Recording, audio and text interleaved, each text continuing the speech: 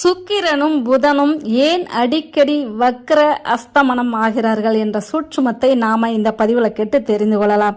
இந்த அஸ்தமனமான கிரகங்களில் பல தடவை அஸ்தமிக்கும் கிரகங்கள் புதனும் சுக்கிரனுமே.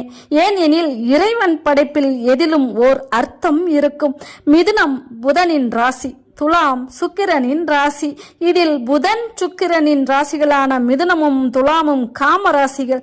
மிதுனம் காலபுருஷனின் 3வது வீரிய ராசி, துலாம் காலபுருஷனின் 7வது வீரியம் உற்பத்தியாகும் ராசி. புதன் நரம்புகளுக்கு அதிபதி, சுக்கிரன் காம எண்ணங்களுக்கு அதிபதி. இந்த புதனும் சுக்கிரனும் மற்ற கிரகங்கள் போல் என்றோ ஓர் நாள் அஸ்தமனமானால் காம எண்ணங்கள் நம்மிடையே அதிகமாகிவிடும். ஆகையால் தான் பகலவனை விட்டு பிரியாமல் குறிப்பிட்ட தூரத்திற்குள் பகலவனின் ஈர்ப்பு விசையில் அடிக்கடி வக்ரம் அஸ்தமனம் ஆகின்றனர். நன்றி. மீண்டும் அடுத்த பதிவில்